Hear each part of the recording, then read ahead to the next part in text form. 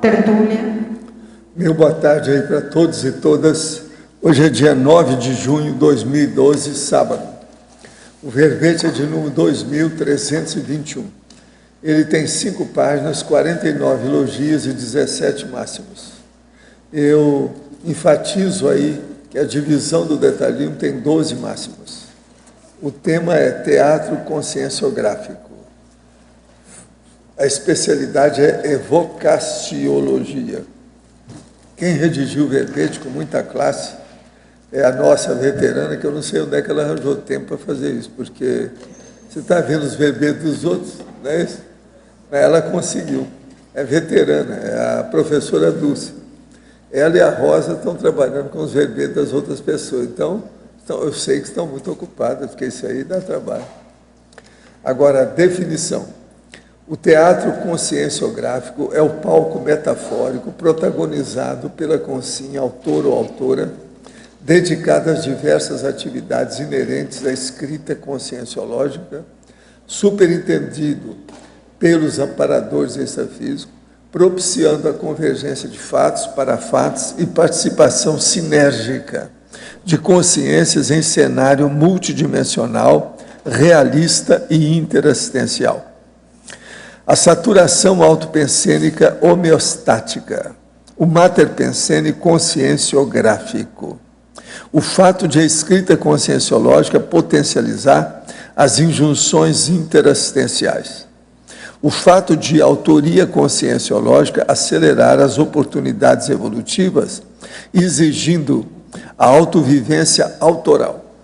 A dramaturgia pessoal precursora ou ratificadora da obra escrita, a verossimilhança conscienciográfica, o megafoco temático, o autoposicionamento autoral cosmoético, a condição autoral de cobaiagem explícita. Agora, a confluenciologia evolutiva sendo a base do teatro conscienciográfico, a dimensão para a política da conscienciografia, a razão da escrita conscienciológica sendo a interassistência interdimensional. Os parapersonagens, classe-chave dos elencos da Sociex. A paraberlinda autoral, a paracenografia, a paradramatização, o teatro vivo multidimensional. Tem muito mais coisa, eu li apenas um trecho. Agora, na argumentologia, nós temos aí o tópico sobre a caracterologia, com 10 gêneros de encenações teatrais, seguidos de respectivas analogias ou contrapontos úteis às abordagens do teatro conscienciográfico. Isso aí é interessante, todo mundo lê, a caracterologia. Agora, na remissiologia, nós temos aí 15 verbetes, nós destacamos 5. Autocenografia existencial. Campo de coexistência, consciência gráfica, conscienciografia, palco existencial. Frase enfática. O teatro conscienciográfico potencializa o holopensene pessoal da evocaciologia interassistencial, incentivando oportunas e evolutivas reciclagens envolvendo o elenco multidimensional. Você é operário ou operária ativa do teatro conscienciográfico? Já usufrui das benesses da interassistencialidade conscienciográfica? Em qual nível de lucidez? Agora, a mega análise aqui com João Paulo tem 22 itens. Palco, roteiro, bastidores, escrita, autorado. Verbete, livro, tares, performance e protagonismo. Histrionismo, grafopensenidade, tertuliário, megacenário e grafoterapia. Conscienciografologia, comunicologia, elencologia, evocaciologia e holotecologia. Interassistenciologia e mentalsomatologia. Agora, o verbete do dicionário hoje é consininologia. O argumento é ginosomaticológico. Eu chamo a atenção aí para a pessoa ver como é o processo das consciências, os 3 tipos básicos, consciex, consim e consinim. A consinim é a consciência intrauterina, a fetal. Agora, aí eu teço as considerações sobre o assunto, que é um tipo de argumento avançado da conscienciologia.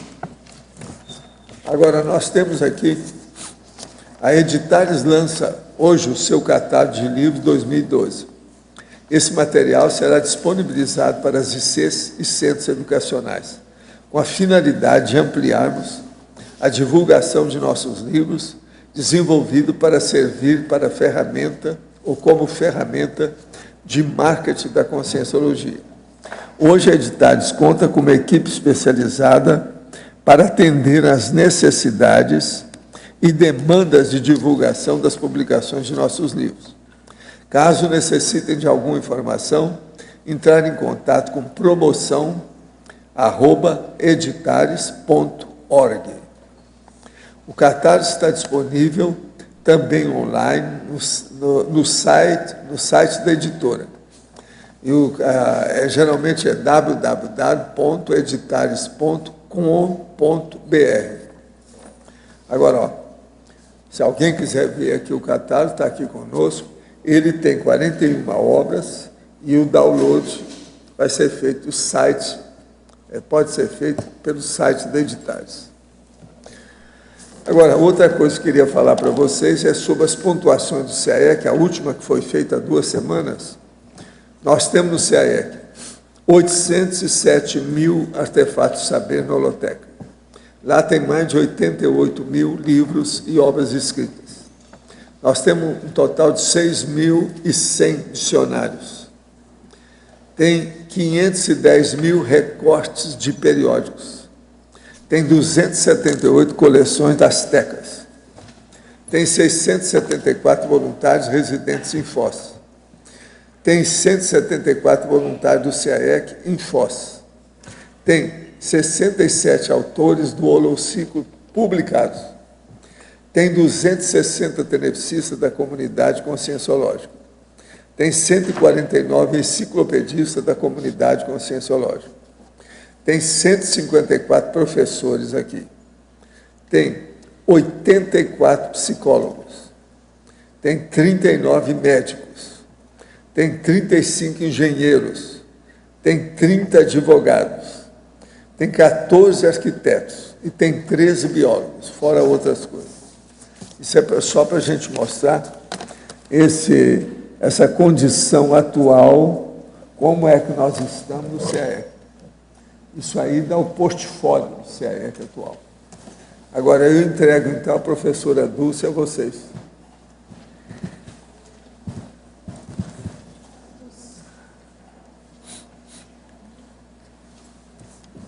Eu gostaria que você falasse um pouco, na página 12, último parágrafo, 5ª linha, o tempo paradiplomático da escrita.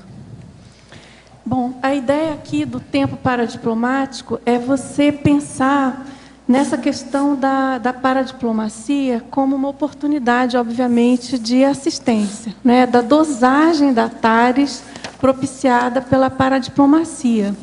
E nesse link que eu fiz, né, nessa associação do tempo paradiplomático da escrita conscienciológica, no caso, é justamente você ter essa noção do momento certo, da pessoa certa, do texto certo, da palavra correta, no local adequado, enfim, todas essas conjunções que compõem, vamos dizer assim, uma abordagem paradiplomática, você trazer isso para a sua escrita, né? Então, você pensar na maneira que você vai querer colocar as coisas e não perder esse tempo, né? Ter esse timing, porque aí a gente está falando aqui do conceito do teatro, né? Da plateia, dos assistidos, de tudo o que envolve a prática da escrita. Está claro? Está claro. Tudo bem? Tudo bem. Alô? Fatologia, o termo ficou claro, só que eu gostaria que você expandisse e, se possível, exemplificar. o fato de a escrita conscienciológica potencializar as injunções interassistenciais. No caso, a questão da escrita conscienciológica, você concorda que ela, por si só, ela é interassistencial. A escrita conscienciológica ela é ancorada na TARES, tá certo? Então, o fato de você se predispor, né, você como autor, não importa do que, artigo, algum paper, o verbete, o seu livro, a sua mega GESCOM, de algum modo você vai estar criando uma oportunidade de fazer, vai estar criando oportunidades e conjunções, né, momentos para você fazer assistência. Por quê? Se você pensar na sua condição de intermissivista, de amparo de função, de você precisar esclarecer determinadas pessoas que só você provavelmente vai poder, mais especificamente. Isso tudo, então, favorece, propicia por si só uma conjunção, uma oportunidade, tá certo? Tá de certo. você ajudar determinadas pessoas, de um Ok. determinado modo de escrita, né? Certo. Quer dizer, a base desse fato realmente é a condição da TARES, né? Tá, e aí é o certo? seguinte, mais para baixo, aí você tem assim, ó, a condição autoral de cobaiagem explícita. Isso, eu não entendi isso. Você não entendeu? Cobaiagem, no caso, a questão do autor ser cobaia, né? Do autor conscienciológico, qualquer autor é cobaia. Mas o conscienciológico, o que acontece? Isso eu acho que eu penso assim, que é um dos grandes diferenciais da escrita conscienciológica. É justamente você ter a autenticidade, né, autoral, você trabalhar em cima da verbação. E como você está falando de uma abordagem multidimensional, dentro do paradigma consciencial, você querendo ou não, você vai estar mais exposto, assim, de cara, por um único motivo, né? A questão da transparência das bioenergias, das suas energias conscienciais, o parapsiquismo do leitor, enfim, você vai estar explícito exposto, né? Tá. O próprio, não precisa nem ser muita coisa, você pega uma página de uma pessoa e com essa página você pode fazer uma bela análise dela como um todo, né? E claro, quanto mais competência, vamos dizer assim, parapsíquica você tem, e quanto mais autêntico é o autor, né, que a gente espera que seja o autor conscienciológico, mais ele vai estar sendo alvo de uma exposição e sujeito a ser uma cobaia dos outros. Você concorda? Concordo. Né? Ficou claro. Agora, na página 13, na primeira linha, continuando na fatologia, como que seria isso aqui? A visita técnica concomitante à defesa do verbete. Isso é uma observação que eu já fiz aqui no tertuliário. Porque, obviamente, a ideia desse verbete, ela tem como... A ideia... o tertuliário é a grande musa, o professor Valdo, dessa ideia, né, dessa questão do teatro conscienciográfico. Então, aqui no tertuliário, por exemplo, você pode observar isso no decorrer do tempo, né? É comum, na defesa de alguns verbetes, você tem determinado tema, determinado assunto, e, por exemplo, ocorre, não digo que é comum, mas isso já aconteceu mais de uma vez, ocorre aquela visita pontual, específica, diretamente relacionado com o tema do verbete sendo defendido, né? E aí eu coloco assim o meu parco para psiquismo, né? E, enfim, eu acho que o desafio nosso aqui é ter lucidez para essas coisas, mas a gente sabe que ali tem alguma coisa, que aquilo não está acontecendo à toa, né? De algum modo, aquela escrita, aquele assunto, aquela evocação, evocação no sentido amplo, né? Lato sensu, ela, de algum modo, houve uma convergência ancorada no que foi escrito. certo? Essa é a ideia, então, dessa fatologia. Né? Ok. Tá Entendi. certo? Ótimo, Entendeu? obrigado. Ô Dulce, Marcelo, você poderia comentar e aprofundar na parafatologia, a última linha? Que eu acho isso daqui uma coisa muito séria do ponto de vista de conscientização, né, desse projeto, da escrita do verbete. O teatro conscienciográfico do intermissivista, integrando-se com a gotícula essencial ao mega cenário da Reurbex planetária.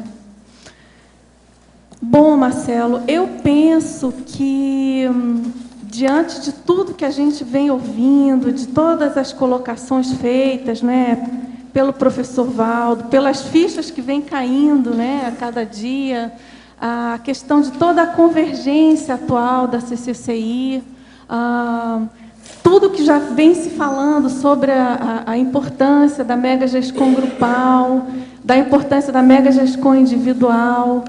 E eu acho que realmente essa condição de autorado é alguma coisa muito fundamental na nossa Proexis, né? E que, se a nossa Proexis está diretamente relacionada à Reurbex do planeta, eu acho que isso pode trazer uma grande diferença, pela força do texto escrito, né? pela força da palavra, do vínculo que você cria quando você se posiciona e registra aquela sua ideia, fazendo um link com o seu curso intermissivo, né? Então, eu acho que realmente vai fazer uma grande diferença. Quanto mais intermissivistas conseguirem escrever, deixar grafado algo que seja um verbete, um artigo, alguma coisa, eu acho que isso vai contribuir muito para a Reurbex em geral do planeta. Dulce, na parafatologia também, lá na segunda linha, você fala a dimensão parapolítica da conscienciografia. O que você... Dimensão parapolítica. Bom, a questão da dimensão parapolítica, João Paulo, é que, muitas vezes, a gente observa que pode ocorrer uma certa ingenuidade da pessoa em relação à escrita conscienciológica. Por exemplo, eu coloco isso muito baseado nas aulas que eu já dei, na experiência que a gente teve ou tem, né, no curso Formação de Autores, ou até no acompanhamento de alguns autorandos, né? E é claro que alguns têm essa dificuldade de entender, mas o que eu quero trazer aqui é o lado positivo disso, é a importância disso, né? É a pessoa ter essa noção. A gente, como intermissivista, como cognopolita, enfim, conscienciólogo, ter essa noção da dimensão parapolítica de escrever sobre conscienciologia. Do que isso representa do ponto de vista parapolítico? É a questão do seu posicionamento cosmoético, né, frente a algumas ideias novas, de ponta, que você tem que bancar isso perante toda uma sociedade em tese, no contrafluxo dessas ideias, e isso realmente exige esse posicionamento. Então, essa dimensão parapolítica da escrita, ela transparece tanto exigindo que você como autor, tenha esse posicionamento e tenha essa lucidez para as consequências do que você está propondo, entendeu? Isso tanto pode ir num aspecto assim mais específico, né? Por exemplo, da pessoa que decide escrever sobre algum assunto e ela não tem autoridade moral porque, por exemplo, ainda está mexendo com aquilo de uma maneira equivocada ou não fez as recins necessárias para ela poder bancar aquela colocação ou aquela reciclagem, né? Então, a pessoa pensar sobre isso. Até realmente uma abordagem mais ampla, mais plena do significado da escrita conscienciológica em termos assim macro, né, de parapolítica em geral, né, do que isso pode estar direcionando e implicando em termos de neoideias para a sociedade em geral, Tá certo? E como é que você, e como é que você vê, por exemplo, você que está acompanhando assim os temas que as pessoas estão dando, as revisões que vocês fazem, como é que você está vendo o amadurecimento, desde lá do começo até agora, desde os temas até o nível de teática da pessoa sobre o assunto que ela está explanando ali, como é que está melhorando, que ponto está chegando assim? Eu acho que essa questão vamos dizer assim, do avanço, né, da qualificação, é claro que é recíproco, né? Tanto a gente que está trabalhando na revisão, que está buscando ajudar, né, quem quer escrever os verbetes, no caso, quanto o próprio verbetógrafo. Então, há uma diferença interessante, mas eu não vejo assim um crescendo. É como se fosse uma ampliação de frentes de abordagens, entende? Porque, no caso específico, né, João Paulo, da verbetografia, no caso, a gente tem um leque intenso, um leque grande de tipos de verbetógrafos, né, de neoverbetógrafos. Então, tem desde aquela pessoa que acabou de conhecer a conscienciologia, que não tem muita noção assim de conceitos mais densos, né, mais profundos, mas que tem aquela vontade forte, decidida de escrever. Até aquela pessoa que já é bem veterana e que já tem muito aprofundamento, muito tema de pesquisa e que simplesmente é uma questão mais de conforto, de adequação ao verbete, né? Então, isso aí dá uma diferença grande em relação à sua pergunta, né? Mas, de um modo geral, o que a gente percebe? Que a incidência de temas relacionados às reciclagens, à autopesquisa é muito forte, e isso a cada dia que passa vai aumentando, né? Você vê esse movimento dos conscienciólogos de realmente praticarem aquilo, de se autoconhecerem, de se autopesquisarem. Isso eu acho que vem sempre num crescendo, não para. O que é muito interessante, é muito bom, né? Porque mostra assim, essa teática da CCCI, e eu acho também que um ponto que eu acho bom da gente pensar e que eu acho muito positivo é você ver o reflexo da atuação das diversas ICs no posicionamento ali da pessoa querendo escrever, mostrando a atuação dela, ou em um curso, ou em eventos da CCCI, ou em algum voluntariado específico que ela faz. Ou seja, é como se a gente tivesse, né, num momento também de registrar esse cotidiano nosso na CCCI, que é uma coisa bem interessante, eu acho, muito rica assim, para a própria conscienciologia, né? Dulce.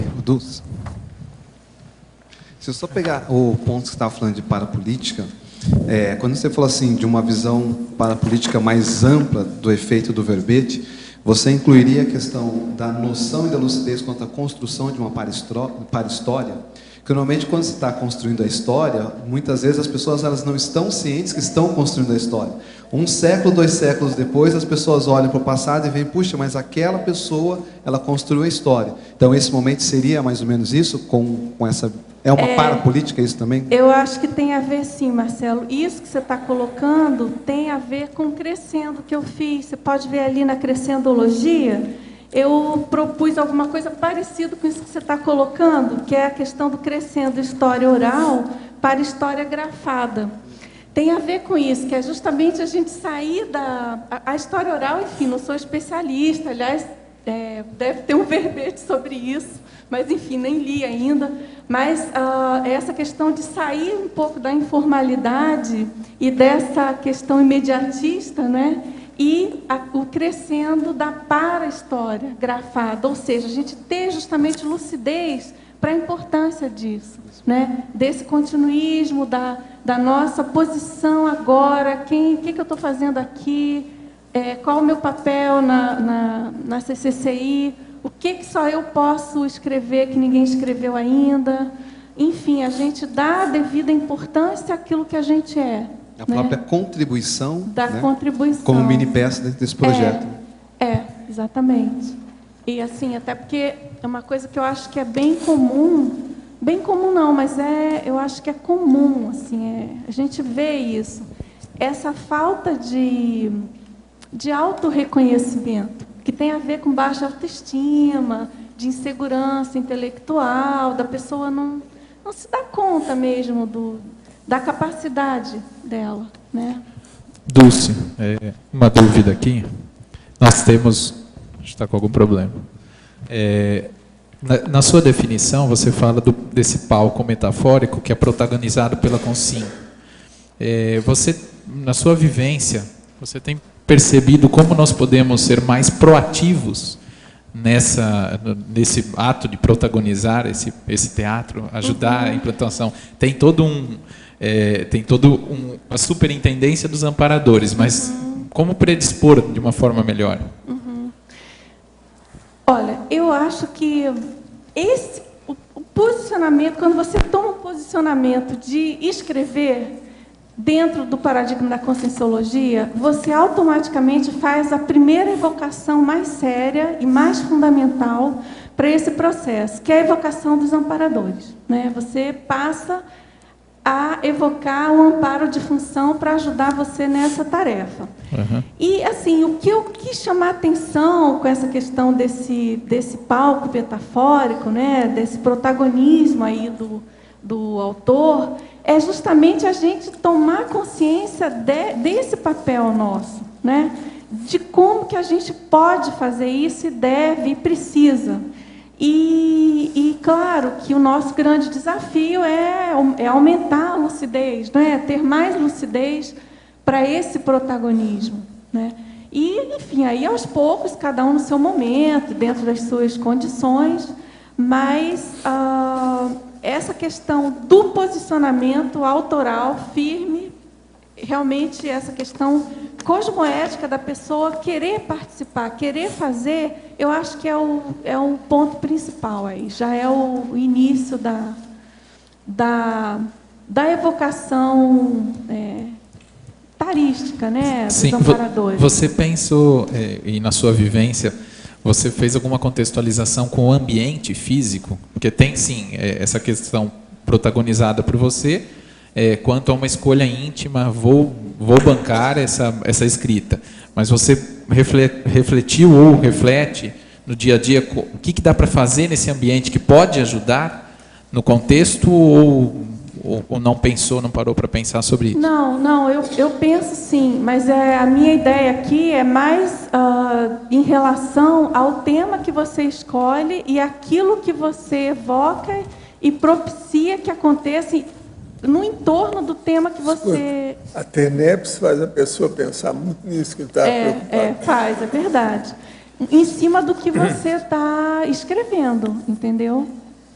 Agora, assim, nada específico em cada ambiente, porque eu quero chamar a atenção aqui para uma coisa. Esse tema, eu quis dar esse recorte bem específico da escrita, porque é lógico que a conscienciologia como um todo... o propósito da conscienciologia, ele se embasa nessa questão dos vários cenários assistenciais, né? E isso aí não quero de modo algum estar minimizando nenhuma outra abordagem conscienciológica da docência, a TENEPS, a UFIEX, enfim. A conscienciologia em si, ela tem esse arcabouço, né? Multidimensional, dos palcos assistenciais, enfim. O que eu chamo a atenção aqui é para o autor ter cuidado e ter atenção e tirar partido dessa condição que só o autor tem, né? Esse fulcro sinérgico de evocações e de interassistência que pode partir em função de uma ideia de escrita. Obrigado. A partir do momento que cometo o erro e sou responsabilizada por ele, se não for agora, será em outras vidas, onde ficam a imaturidade e o perdão? Por que tem que pagar por aquilo que não tinha cometido, ou que não tinha conhecimento, maturidade ou poder para fazer diferente quando cometi o erro? Bom, Pode eu ser para acho que você, para mim também, para nós todos. Eu dou uma pitadinha só. Tem um monte de gente aí. Eu acho que a coisa mais séria é você pensar na questão de agravantes e atenuantes, né? Quando você comete um erro, isso aí é sempre E considerado qual o nível de lucidez que ela teve com exatamente. Isso aí vai estar direcionando aí a carga sua de, vamos dizer assim, de culpa no cartório, e aí o resultado aí... Aí é o negócio da loura. Da loura? A loura que matou o marido e picotou. Quando a pessoa casa, eles falam assim, e que durante toda a vida, até que a morte os separa. Ela arranjou um jeito de separar o cara em pedaços. Então acabou com ele. Essa é terrível, né? Até de piada lúgubre, essa aí é a maior, foi feita na televisão. Terrível. Agora aqui, fatologia. Página 12, sexta linha. Poderia explicar a lacuna ideativa prolongando o entreato ocioso? Bom, a lacuna ideativa, no caso, não deixa de ser alguma coisa que tende ao lado negativo da escrita, não é? E que a gente precisa tomar cuidado com isso, considerando que, ao você ter uma lacuna ideativa e, claro, que de produção, você vai estar prolongando uma ociosidade assistencial e tarística. Então, é prestar atenção aí o que está por trás disso, né? Muitas vezes a pessoa usa esse subterfúgio, no caso, não tenho ideia para escrever, não sei o que eu podia, e estou com uma dúvida. Geralmente, por trás disso, além de um autoassédio, já tem aí toda uma série aí de outros fatos e de assedialidade, no caso, inibindo e prolongando aí uma ociosidade grafo-pensênica autoral. Em parafatologia, página 13, segunda linha, poderia detalhar a dimensão parapolítica da conscienciografia? E na quarta linha, a paraberlinda autoral. De que modo surgiu o tema desse verbete para você? Isso é o doutor Eduardo Doria, aquele de Curitiba. Ele faz a pergunta tudo em cima do lance, está aqui que ele não sabe. Bom, a dimensão parapolítica eu já falei, vou falar mais um pouquinho. A questão da dimensão parapolítica da escrita conscienciográfica pelo simples fato de você ter o seu posicionamento sobre a conscienciologia no planeta Terra no século XXI. Isso mostra toda essa dimensão do que isso representa em termos de repercussão parapolítica no planeta como um todo. Numa dimensão mais micro, vamos dizer assim, de uma parapolítica mais pontual, chamando atenção para essa questão do posicionamento do autor em relação à condição dele de escritor, né? Não esquecer disso, considerar a importância disso, que é algo muito sério e de muitas ramificações à escrita conscienciológica. Outro item que você pediu é em relação à paraberlinda autoral. A paraberlinda autoral tem a ver com a condição da cobaiagem, né? A paraberlinda, no caso, eu estou aqui na berlinda autoral hoje, de verbetógrafa, e, claro, você, como autor, você se expõe completamente, considerando-se a autoria, o autorado conscienciológico, eu penso que mais ainda. Eu comentei um pouco aqui, pelos motivos óbvios de parapsiquismo, do público, da plateia, do entendimento das energias de quem está ouvindo, de quem está prestando atenção, e da autenticidade autoral, da autenticidade cosmoética que o autorado conscienciológico exige do autor. Então, não cabe no autorado conscienciológico você omitir coisas importantes ou você fingir. Então, isso exige disfarçar, isso exige uma postura que vai colocar você, obviamente, numa grande berlinda autoral. Agora, de que modo surgiu o tema desse verbete para você? Está perguntando. Pois é, esse tema surgiu de uma maneira aleatória. Apareceu aquela frase, teatro conscienciográfico e essa questão o termo surgiu de uma maneira rápida, mas a ideia surgiu a partir da minha experiência, da minha vivência na CCCI, lidando com a escrita em geral, de ouvir as pessoas, do meu caso, das minhas vivências, obviamente, principalmente quando eu estava escrevendo o meu livro, mas também ouvindo os relatos das pessoas que escrevem e que comentam com a gente, né? Do que elas passam, dos fatos, das mini ocorrências durante a escrita, das interveniências factuais durante a escrita. Isso foi me chamando a atenção para a importância da gente ter mais lucidez para isso, né? Professor, esse ano irei me formar em medicina. E, embora ainda não tenha feito residência, pretendo passar o ano 2013 em Foz, com o objetivo de traçar plano para a minha ProEx. O que o professor acha da estratégia? Não, está bem. Agora, seria bom você, de cara, entrar nos cursos da Apex para dar um balanço na sua vida. Ele tem 23 anos, então está na hora de pensar. E a residência não é fácil, vai te dar trabalho. De modo que é bom observar. Sabe lá se até quando ele estiver terminando aí, vai ter algum processo de medicina aqui em Foz, que pode ajudá-lo, né? Agora, para você, sinergismologia, página 13, segunda linha. Poderia abordar o sinergismo intencionalidade cosmoética, autoconfiança intelectual?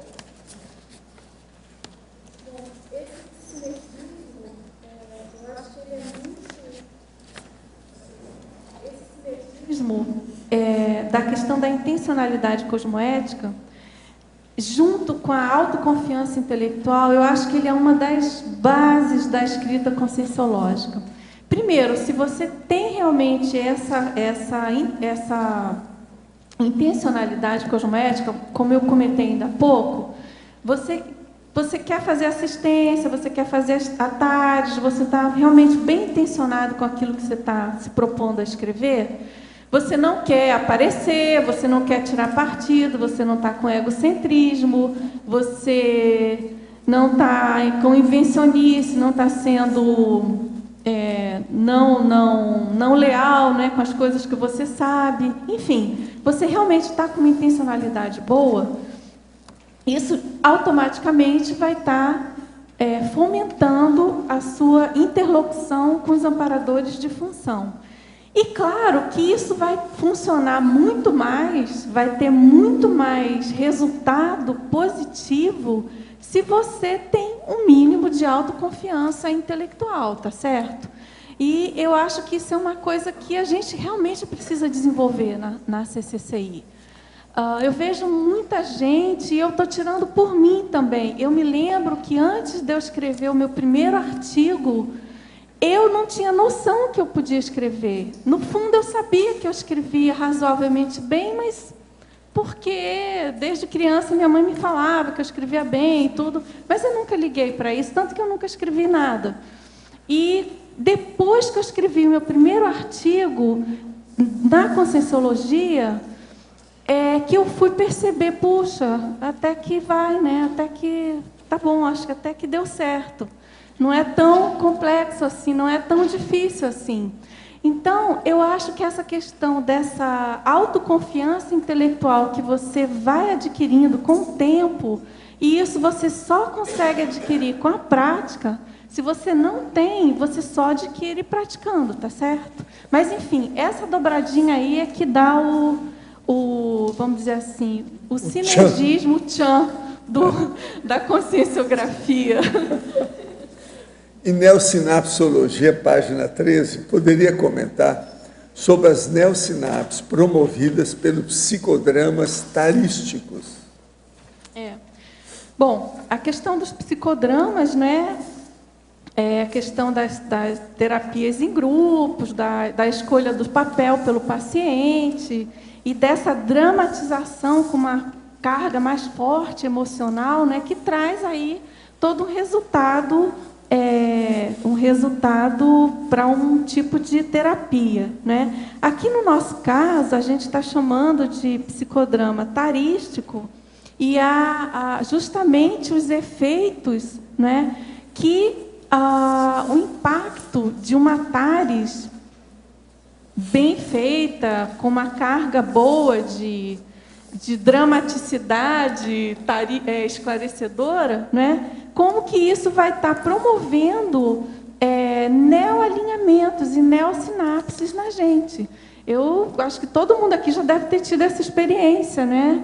No momento que você lê alguma coisa, em especial o texto forte do professor Valdo, que você toma aquele impacto com uma frase, uma expressão, ou um próprio neologismo, e aquilo muda, na minha opinião, para sempre as suas sinapses, né? Você passa a raciocinar diferente em função de alguma coisa que você leu, de alguma verpom, algum neologismo, enfim, alguma neoideia colocada.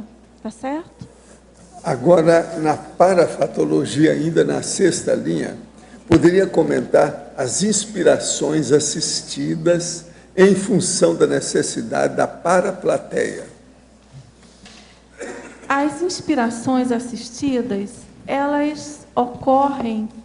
Eu já tive assim algumas experiências de estar realmente envolvida com o tema e com a mente saturada sobre alguma ideia, algum assunto, alguma ideia, alguma pesquisa, e, de repente, vem aquela inspiração, obviamente extrafísica, e que você pode fazer uma associação direta em cima de quem precisa ser assistido, né? Até por dedução lógica, sem entrar em muitas elucubrações parapsíquicas.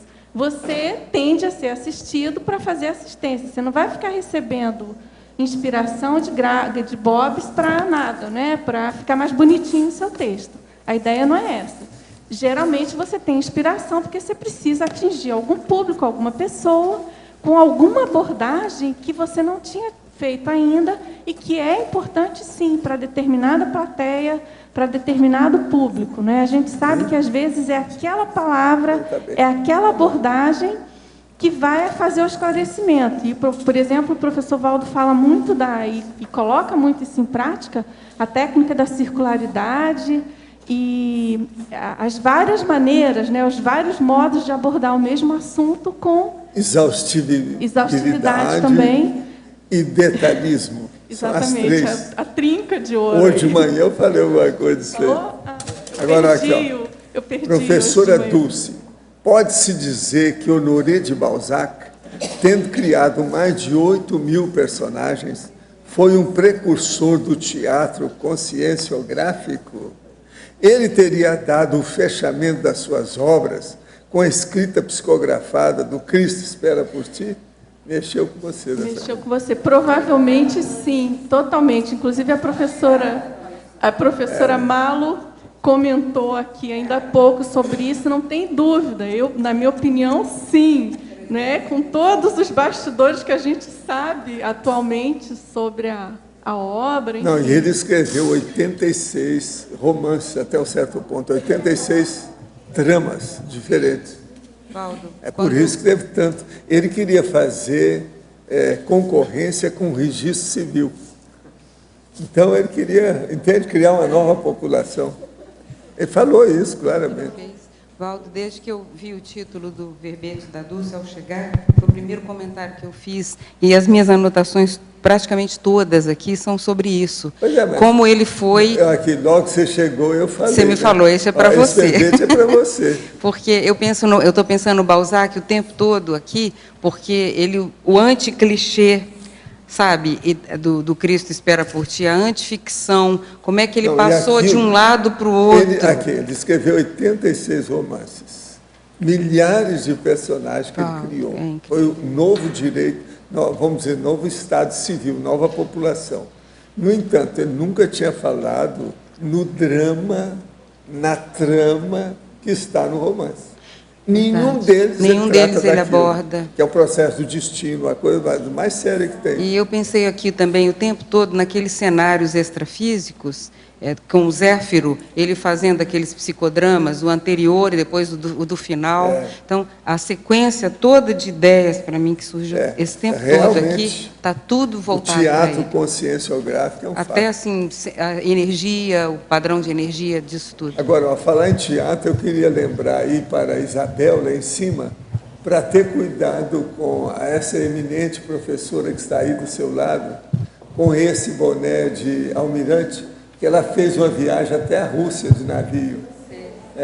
Nós vimos os dados da viagem dela ontem. De modo que tenha cuidado com ela, que ela está aí olha lá, é um almirantado, então está comandando o navio. Ela foi até a Rússia, esteve na Finlândia, na Noruega. Ela não teve medo nem de ir à Noruega com aquele cara doido que tem lá. Ela passou por lá de navio. Entende? Dulce. Não tem que experimentar? Tem. Então. É o teatro. Teatro conscienciográfico. É o teatro. Você agora, o importante... Você mudou a parageografia aí, no caso. E o importante de tudo isso, para mim, é que no teatro, embora haja um paradoxo, para mim também, haja um paradoxo, porque a gente ainda vive no teatro, né? Como atores e atrizes, quem sabe um dia a gente possa estar sem ser dramaturgo, né? E a Dulce levantou aí na caracterologia questões muito importantes. Para mim foi assim gratificante eu ter tido essa coragem. Obrigada. Coragem. 7 anos tirando fotografia dos lugares todos lá, não foi fácil, muita coisa. Trabalhão. Agora, não conhecia, isso é bom, né, para saber de perto o que se passa. Estocolmo, né? Helsinki, você está entendendo? Na Finlândia, que é a cidade do inferno, né? Helsinki. Tem muita coisa interessante. Aqui, ó, professor Valdo. Aqui no ar. A verbetógrafa aí, a Dulce, queria que explanasse aqui as parapercepções, os parapersonagens-chave do elenco da Sociex. Eu queria que ela pudesse explanar isso aí. Obrigado. Bom, essa citação, essa expressão, ela foi citada num verbete do professor Valdo, na verdade, no verbete elencologia, né? E esse verbete tem como especialidade a grupocarmologia. Então, eu achei que seria interessante citar aqui, justamente considerando essa questão da importância da grupocarmologia na escrita conscienciológica, né? Em como que esse elenco extrafísico que a gente vai estar evocando, no caso da escrita conscienciológica, como que esse elenco é importante, vai estar sendo evocado e sendo assistido. E isso, quanto mais a gente tem lucidez para esse tipo de ocorrência, mais a gente pode perceber realmente a importância do nosso papel como autor, né? De qualquer que seja o gênero do que a gente está escrevendo na conscienciologia. Então, eu estou chamando atenção para isso, para a gente ficar atento para essa plateia, para esse elenco que a gente precisa, né? Esses personagens-chave aí que tem totalmente a ver com o nosso passado. Pode ser tanto com os nossos atos do passado dessa vida, que às vezes você precisa estar esclarecendo algumas pessoas que estão aqui ainda conscientes, quanto a um elenco de uma passadologia. Tá certo? Ok, obrigado. Agora, hoje de manhã, nós estávamos falando aí sobre a cosmovisiologia. E teve gente que estava perguntando. Agora, você analisou aqui vários tópicos sobre isso. Agora, um deles era esse aqui, ó, o crescendo história oral e para história gravada. O crescendo palco da vida e holopalco do cosmos. Estudo é a cosmofisiologia. Mas o que você quer? No seu verbete aqui do dicionário, consininologia, né, na página 23, ali na taxologia, o senhor cita 3 categorias, né? Nós temos as 3 categorias de manifestações, que é consim, consex e consim projetada, né? Aqui o senhor está colocando... Isso é outra, mas aqui o que interessa é o problema propriamente dito da pessoa como lucidez no caso.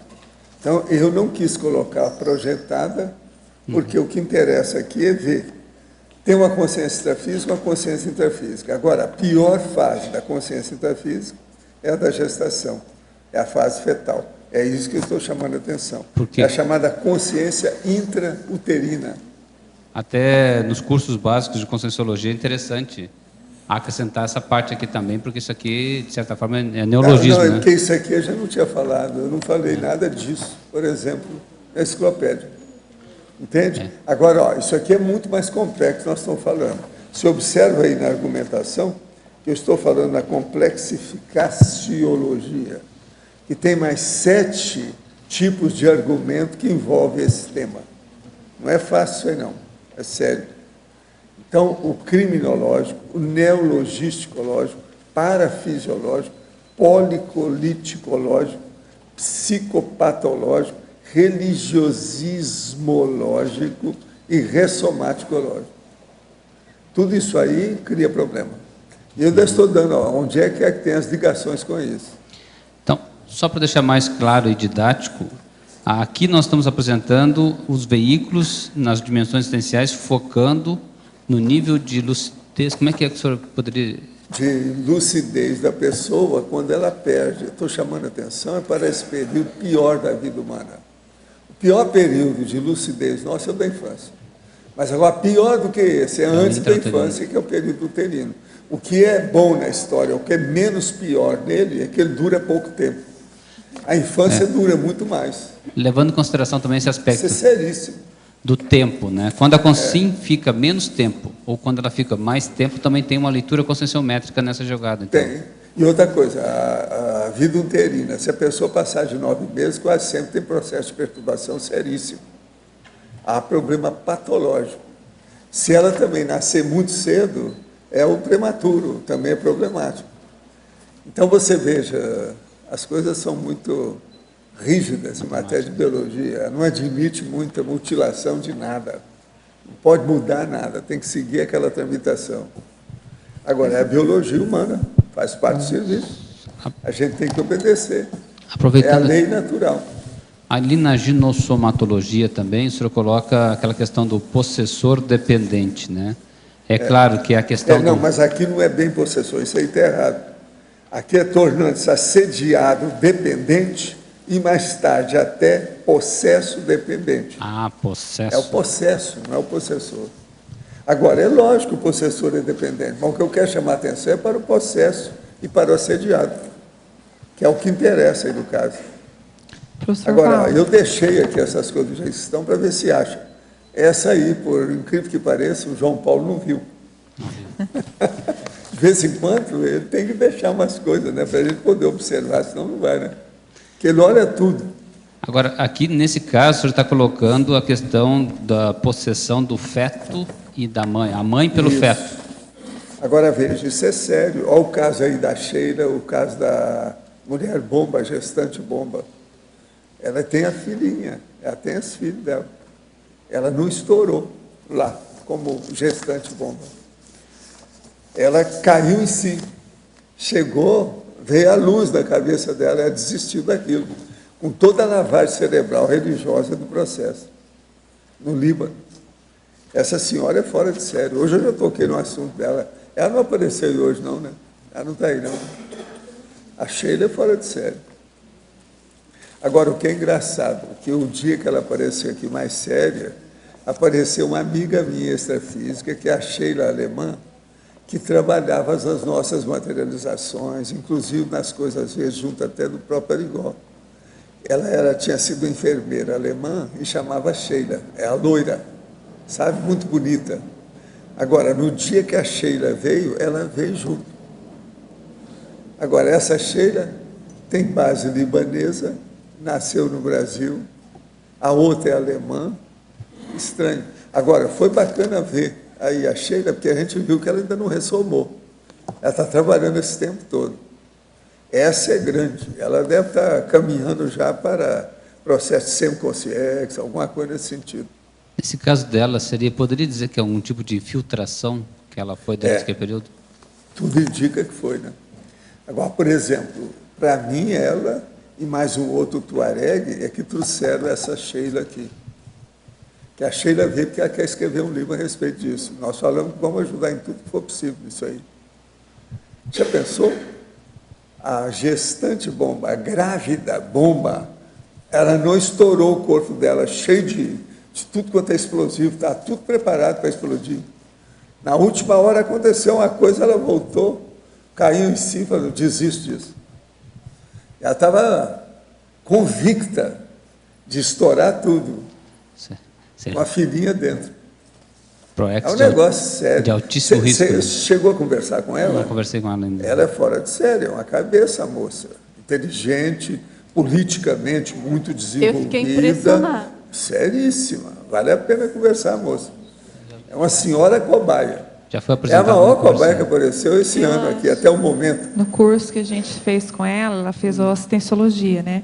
E aí, na dinâmica energética, para pensar, fazer a tábula rasa, aquela da TENEPS, ela pensou nos chefes de estados, que ela tinha problema. Eram as pessoas que ela tinha tido pensamento negativo, ruim, né, nos últimos tempos, foram os chefes de estado. Foi bom, né? Não foi bom. Agora, professora Dulce, na condição de teletertuliano, enviamos questionamentos que são criados e muitas vezes escritos de outra forma. Seja para retirar erros grosseiros ou cacófatos, eu vivo fazendo isso aqui todo dia, potencialmente capaz de gerar desvio de foco dos assuntos em andamento, seja para otimizar o seu entendimento. Na sua opinião, é possível manter a componente energética original do autor da pergunta, trazer seus anseios existenciais ao realizar o questionamento, ao mesmo tempo que são evitados os problemas citados quando realizadas tais modificações? Claro, totalmente. Lógico. Isso aí só é feito para melhorar. Nós fazemos isso aqui, mas de vez em quando também não fazemos. De vez em quando a gente mostra para a pessoa, sem falar quem é, fala assim, ó, seu contexto está muito errado. Tem tantos erros assim, por causa de... Eu já falei aqui vários. Às vezes é bom para ajudar a pessoa. Você não fala quem é. Você não pode insinuar de tal maneira que a pessoa possa ser identificada. Se a gente evita. Agora aqui, professor, sendo evoluciólogo, orientador da evolução das consciências, pois conhece a holobiografia, ele também tem conhecimento técnico sobre a ressoma dos animais? Existiriam níveis de evoluciólogo, exemplo, iniciante, médio, avançado? Tem. Esses níveis existem. Agora, o que se passa? Isso aí que você está falando, que cuida desse povo, é aquilo que eles chamam que são os, devas. Esses que são os tipos de evoluciólogos que cuidam de subhumano. Agora, veja, os evoluciólogos ainda cuidam de subhumano, porque tem muito primata humano, né? A gente não pode esquecer isso. Então, estão ainda muito juntos. Né? Não tem tanta diferença. Sim. No dicionário, eu queria entender melhor, saber o que o senhor acha, essa condição do estado contínuo de obnubilação consciencial. O senhor acha que, depois de alguns cursos intermissivos, nas próximas vidas, existe a possibilidade dessa condição ser minimizada e a gente ficar mais lúcido mesmo nesse momento interferido? Não, o que eu vejo é o seguinte, nós estamos caminhando para ser consciência livre. Quando nós somos consciência livre, nós não vamos ter nem psicossoma, nem soma, nem energossoma. Então não vai ter mais útero, não vai ter mais ressoma, não vai ter mais renascimento. Tudo isso vai para o espaço, tudo isso é secundário. Tudo é a moldura do quadro para nós evoluirmos. A hora que a gente evolui mais, você dispensa aquilo que é secundário. Você desativa o processo, não precisa mais. Então, pensa na consciência livre de um lado e no feto do outro. Aí você vai começar a entender a diferença. Ó, a antipodia do processo, o antagonismo dessas extremidades. Entende? Isso aí é impressionante pensar. Então, o problema nosso é ficar livre de tudo isso aqui o mais depressa possível. Entende? o feto, o corpo humano, você está entendendo? O processo de respirar, essa vida respiratória, corpo fora, esse fora que a gente tem, ficar livre dessa vida, dessa dimensão. E ir para a dimensão mais avançada, que são essas das comunex mais evoluídas aí do cosmos. Esse é o caminho. É isso que nós estamos estudando. A tarefa do esclarecimento é esclarecer as pessoas que tem coisa melhor do que isso. Então, por exemplo, a pessoa que está aí totalmente siderada, apaixonada, gamada, doida por dinheiro, por sexo, por fama, por celebridade, tudo besteira. Vamos pensar no processo. Nós temos que chegar lá da consciência livre. Quanto mais depressa, melhor. Mas para isso, a gente tem que ser evoluciólogo, serenão, depois consciência livre. Agora, eu conto com vocês, né? A maioria aqui nós contamos na base de pré-serenões. Nós estamos nesse caminho. Então, vamos ver como é que fica.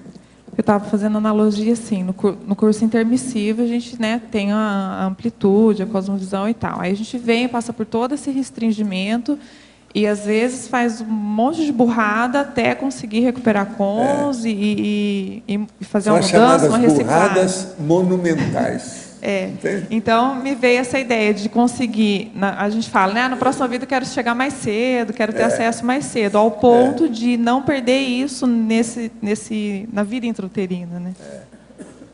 Agora, eu penso que nós estamos tentando esclarecer isso.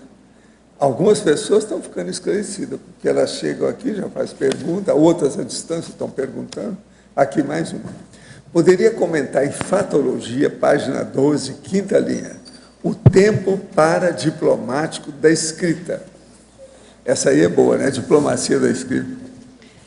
Essa eu já respondi, mas vamos lá. Vai de novo, não. Isso aí é retardatário, está chegando agora. Foi agora que ele ligou o computador. Bom, a relação aqui do tempo paradiplomático, né, da escrita, em primeiro lugar, contextualizando, né, a paradiplomacia, no caso, sendo a dosagem da TARES, tá certo? Então, você pensar nessa dosagem da TARES sendo feita através da escrita conscienciológica, no tempo certo, no momento certo, da maneira certa, com a pessoa certa, no local certo. Então, eu estou chamando a atenção para a importância de você pensar nesse time, né, da escrita. A frase seguinte, aqui na própria Fatologia, que eu coloco o timing interassistencial. Então, essas duas colocações estão muito interligadas, né, da paradiplomacia e de você não perder o bonde aí da assistência que você tem que fazer. Daqui a 4 milhões de anos, o cérebro humano vai dobrar de capacidade. Mas pense que tem de se falar na capacidade anticosmoética ou cosmoética. Esse negócio de 4 milhões deve ter ouvido isso da ciência convencional. Exemplo foi o assassinato do diretor da IOC, onde a moça pensou em tudo. E estamos vendo, principalmente na área da criminologia, crimes escabrosos e terríveis. O senhor reconhece a urgência de se expandir a cosmoética em todas as áreas da humanidade? O que nós estamos fazendo aqui? O que é a Cognópolis? O que é? Aí é aquele negócio, Bidu. Né? O que é que você quer? A situação é essa, não tem outra saída.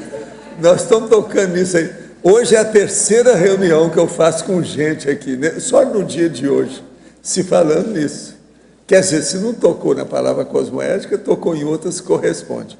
Evolução, prioridade, interassistenciologia, o processo, por exemplo, do Código Cosmoético de Cosmoética, CGC, pois é, isso tudo é. Então, vamos ver daqui 4 milhões de anos, né? Mas até daqui 4 milhões de anos, eu acho que vocês todos já são conscientes livres. Tá certo? Dulce. É muito tempo, 4 milhões de anos, é muita coisa. Né? Dulce. Sim. Paulo aqui no D. No Pois D. não. Dulce. D. Aqui. Sim, pois não. Na pensenologia, penúltima linha, você comenta ali a saturação autopensênica homeostática, certo? Certo. Fechou? Tá, eu queria que você fizesse um contraponto para a gente que está passando pelo processo de transição, da saturação autopensênica nosográfica, patológica, para essa saturação homeostática. E também falasse na tua experiência, quando você vai escrever um verbete, que tipo de técnica que você utiliza para esclarecer o público, os leitores, sobre aquele tema. Você vai, vou ler tudo sobre o assunto, ou vou me basear nas minhas experiências pessoais? Tá. Fala aí tudo, os cursos que vocês estão dando, tudo. Tá. Explica aí, faz favor. Vamos por partes. Não como a senhora lá do senhor Ioki. Senhora Ioki. Bom, então, em relação à saturação autopensênica, não é, homeostática, o que acontece? Quando você entra nesse fluxo da escrita tarística, você automaticamente tende a fazer essa autossaturação. Por quê? Você, em primeiro lugar, você precisa arrumar um tema, algum assunto que te motive, tá certo? Você não vai inventar de escrever alguma coisa que vai ser torturante, que aí não tem quem aguente. Haja pensenidade homeostática. Você tem que procurar alguma coisa que realmente te traga interesse de pesquisa, de autopesquisa, enfim, que isso vai motivar e mobilizar você a pensar de modo homeostático a favor de fazer alguma assistência com aquele assunto. Certo? Só deixa eu complementar. Eu estou finalizando dentro do IPC o curso livre sobre qualificação pensênica. Então, é justamente esse ponto que eu queria... falando sobre isso. É o objetivo, sair da condição patológica da autopensenidade para condição positiva. Mas você concorda que a intenção de fazer a TARES com o assunto em si como âncora já vai te trazer muito, vai ajudar muito nisso, né? Eu acho que é uma boa técnica. Mas, enfim... Dulce, letra A, Rosa. Peraí, Ramalho. Rosa, só um minutinho. Só deixa ela complementar. Deixa eu só complementar rapidinho aqui. Então, em relação aos verbetes, né? A gente sabe que hoje tem várias maneiras de você começar um verbete, né? Agora, tem duas frentes assim básicas. Uma é você fazer o programa Verbetografia, que é um curso coordenado pela professora Rosa Nader. Esse curso é promovido em parceria da Pré-IC de Verbetografia e o CAEC, né? Então, ele acontece, a próxima turma, por exemplo, vai começar em agosto. Esse curso ele é muito aprofundado, enfim, muito técnico, e a gente sempre recomenda que a pessoa procure fazer. Até nós, que já escrevemos mais de um verbete, ou que somos professores, enfim, revisores, a gente sempre aprende assistindo alguma aula do curso, tá certo? E aí você tem uma outra maneira, que seria a autodidática, né? Que é você, por exemplo, baixar a chapa verbetográfica no site das tertúlias, né? À esquerda tem a página do verbetógrafo, e pegar todas as dicas que tem ali. Tem vídeos, tem aula-vídeo, tem material, enfim. Agora, em termos pessoais, né? Que eu acho que foi mais a sua pergunta, foi mais isso, né? Eu acho que assim, a maneira como eu faço, né, depende muito do tema que eu vou escrever. Então, isso aí é clássico. Ou você vai partir você vai pegar um tema que você não conhece muito, que isso vai exigir de você uma pesquisa externa muito mais ampla, leitura, consultas, internet, enfim, todo o aparato que você precisa para se qualificar em termos de conteúdo para a escrita conscienciológica. E aí, só fazendo um parêntese, chamando a atenção que, se você está se propondo a escrever algum assunto dentro do paradigma da conscienciologia, automaticamente você tem que garantir que aquela abordagem tenha um plus em relação a tudo que já foi escrito. Senão, não tem validade, você concorda? Você tem que ir para frente, senão não é conscienciologia, né? Você está chovendo no molhado, você está meio que reinventando a roda, né? Então, essa transposição, essa abordagem conscienciológica de qualquer assunto da SOCIM, ela pressupõe que você faça uma ampla pesquisa, né? Se você parte de um tema que você já teve uma experiência, uma autovivência, ou é fruto de uma série de observações que você vem fazendo, aquilo exige menos pesquisa externa, tá certo? Você vai ter que se virar mais com você mesmo e, obviamente, com o que já foi escrito na Conscienciologia. Lembrando que a Enciclopédia da Conscienciologia, no caso de verbete, é a maior fonte de pesquisa do verbetógrafo. Isso aí a gente não pode esquecer nunca, tá? Tá bom? Satisfez? Dulce, Rosa, na página 14, terceira linha, eu gostaria que você falasse sobre o binômio corpus teórico-atrator. Especificamente, eu me lembrei do verbete do tema, né? O magnetismo da força presencial e o parapalco multidimensional que desenrola-se com esta atração, esta evocação teórica. Bom, esse binômio aqui, Rosa, é a minha musa inspiradora, que obviamente é o professor Valdo, e não tem outra musa mais propícia, mas eu enfim... sou muso, tá? Com sim, musa. Já que tem que ser. Mas, enfim... Mas eu, depois que ela falar, eu vou mostrar para vocês ela, que é a minha musa. Ela escreveu a caracterologia, que eu quero fazer umas comparações. Para mim, um dos pontos altos desse verbete. O muso permite Ninguém que eu... falou nada disso aqui até agora. Posso complementar Pode complementar, aqui, senhor muso? Tá, ok. Então, a ideia aqui básica é de você ter a substância, vamos dizer assim, do corpus teórico do porte da Conscienciologia e a força presencial do autor, do professor, enfim, do autor expositor de alguma ideia. Isso tudo vai estar potencializando todo o trabalho. Eu né? sou o musgo dessa história. Não é muso, não. Musgo. Agora, musgo, é aquele negócio amarelo que fica em cima da... Agora, ó, caracterologia. Aqui é muito importante a gente ver isso. 10 gêneros de encenações teatrais e a relação com as abordagens do teatro conscienciográfico.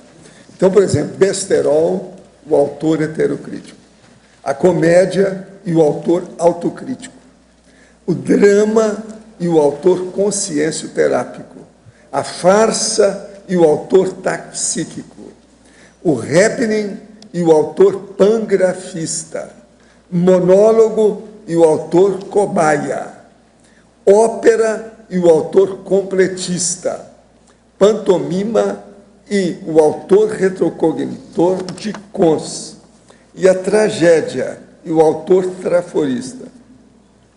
Isso aí, olha que você deu uma visão de conjunto cosmovisiológica violenta do processo do palco, das coxias, do primeiro plano, dos bastidores, da plateia, entra tudo nisso aqui.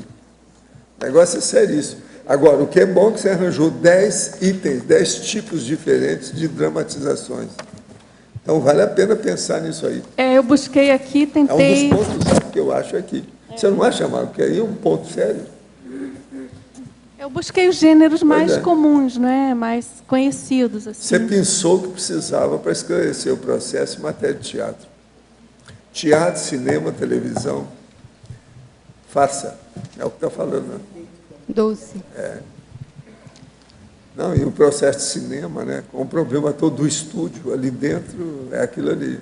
Se uma pessoa for ver isso aqui e começar a refletir, ela muda o destino dela. Ela não fica ali dentro. Não vai fazer besteira.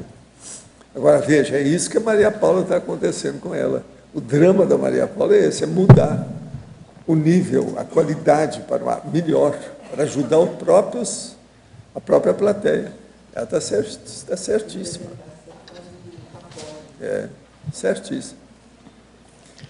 Sair do besterol para uma coisa mais séria. Dulce, aqui. Eu gostaria que você explicitasse um pouquinho mais sobre a síndrome de Amiel aqui em Sindromologia, página 14. E assim, a ideia que me ocorreu é se existe alguma grafoterapeuticologia nesse sentido para essa síndrome.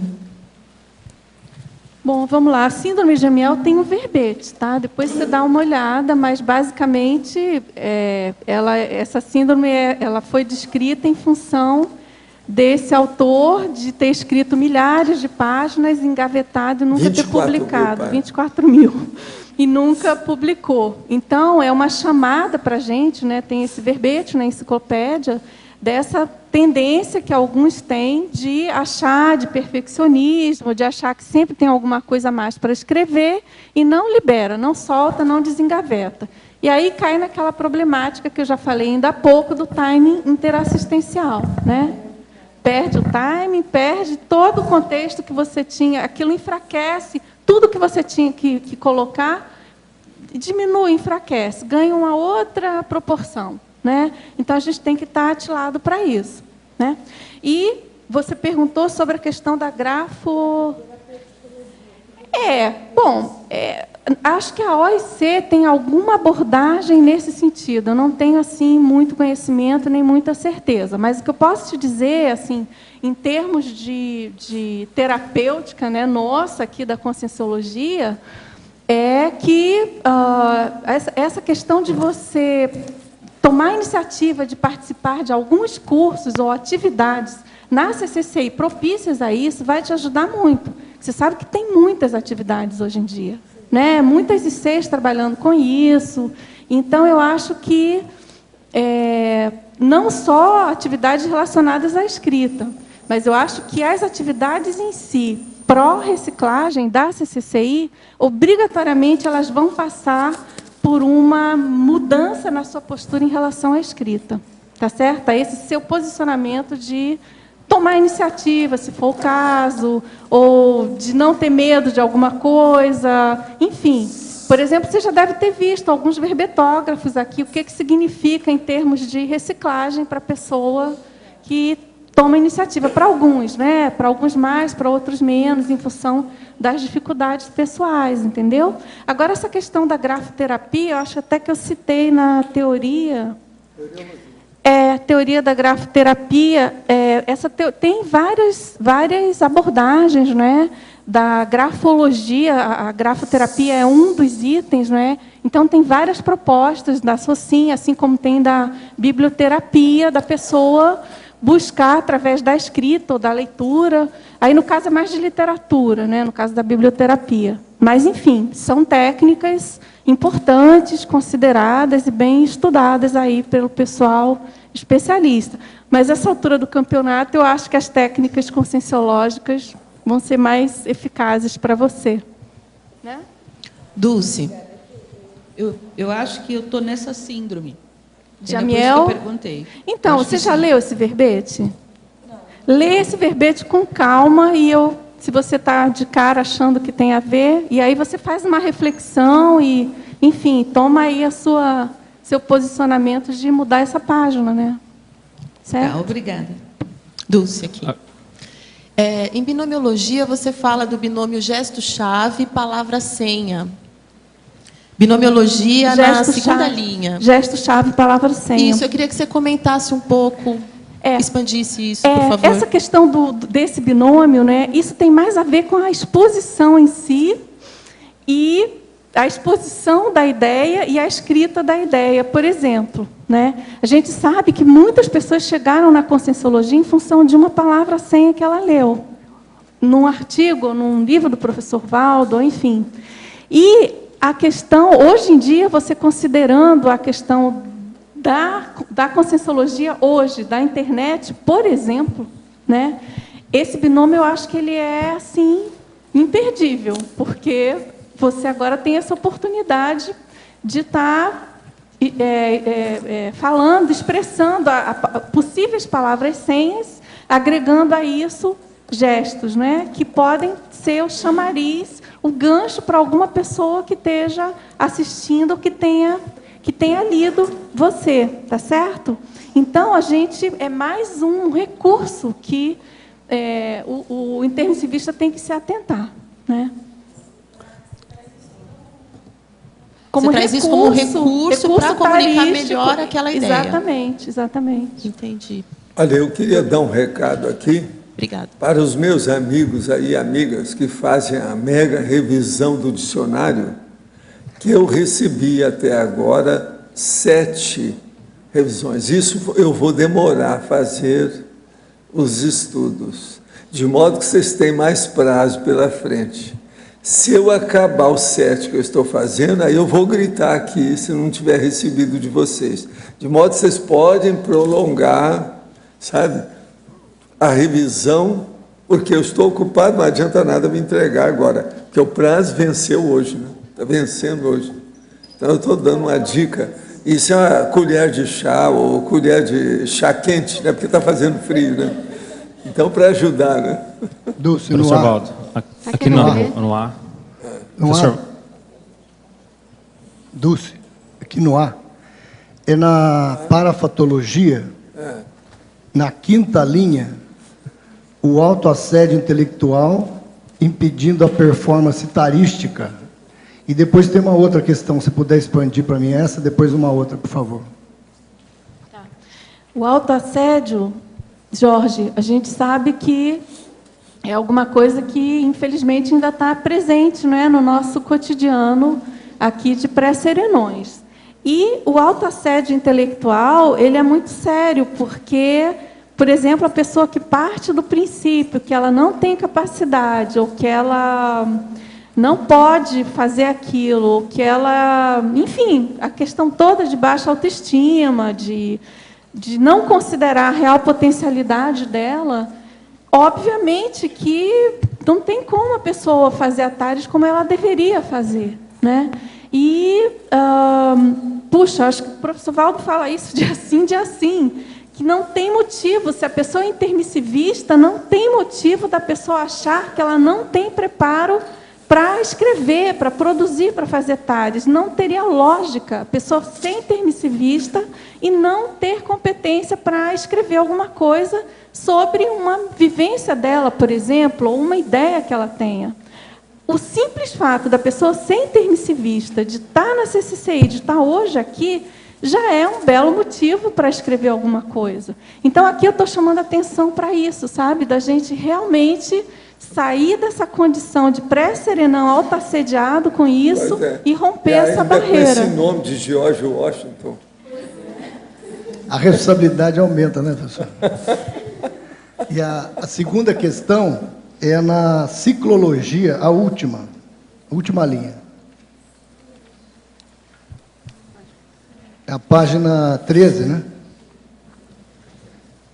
Ah, o ciclo evolutivo, isso. Visibilidade e serenologia? Esse ciclo foi proposto pelo professor, mas, enfim, no caso aqui, eu chamo a atenção para esse ciclo para a gente se imbuir da condição de pré-serenão, de necessidade de visibilidade, de realmente mostrar a cara, mostrar que veio na atual ressoma e colocar aí na praça as nossas ideias, as nossas vivências, nesse longo percurso aí da evolução até chegar na condição de serenão.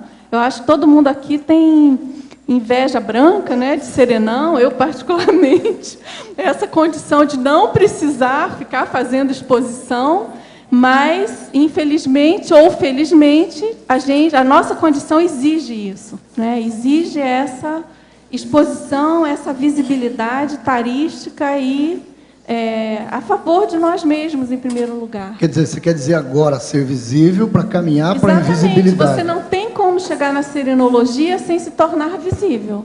Impossível. Se você tem que fazer assistência, como você vai fazer isso sendo pré-serenão se não for visível? É aquilo, né, que o professor fala, relacionar com mais pessoas, mais gente. Porque eu acho que isso é um dos problemas, sabe, Jorge, assim, do que eu vejo de alguns verbetógrafos, né? Às vezes a pessoa, ela, não gosto muito, não quero me expor. A pessoa até escreve, não tem tanta facilidade, tanta dificuldade, mas ela quer se esconder do público e não quer encarar isso, né? Ela quer invisibilidade. Escuta esse aqui que acabou de chegar. Estou escrevendo meu primeiro verbete. E é impressionante de que modo as inspirações do tema escolhido começam a ampliar na mente. Está falando. Agora, depois está perguntando, Poderia comentar em Crescendologia, página 14, segunda linha, o crescendo, retrobiografia reescrita. Tá. O crescendo, sim, retrobiografia aí no caso é que muito provavelmente é uma das hipóteses, uma das maneiras de você compor alguma coisa que você está escrevendo, esse crescendo, né, de você considerar a sua retrobiografia e fazer uma reescrita disso através do seu livro, por exemplo. Isso aqui veio logo em seguida, não tem nada que ver outra pessoa. Na página 14, Crescendologia, segunda linha, poderia expandir o crescendo, retrobiografia reescrita e o crescendo, rastro textual pato-pensênico, trilha heterorrevezamental, lúcida, e fazer o cotejo entre ambos?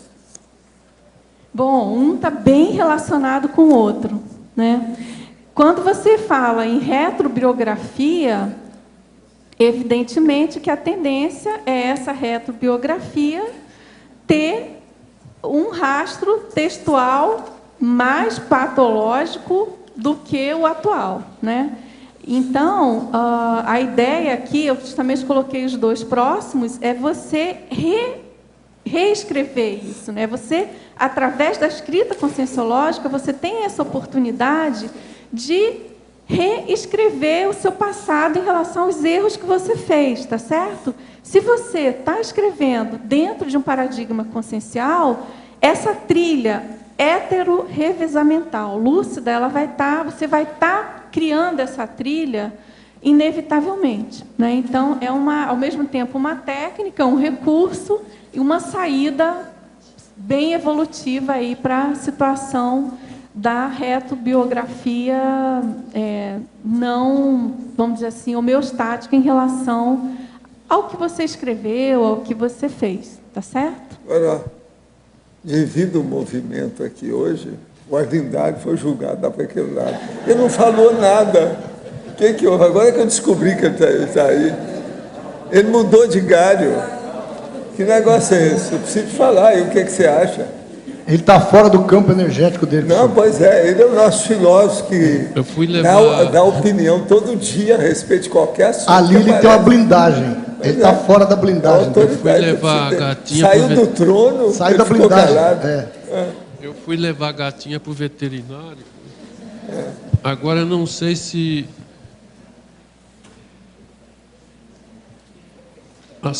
esse aqui eu não sei se já a saturação autopensênica homeostática já foi falado.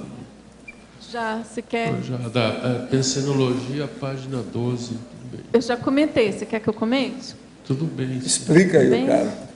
Então, aqui, Arlindo, a saturação homeostática é justamente essa condição, né? Estou relacionando aqui com a questão da escrita, tá certo?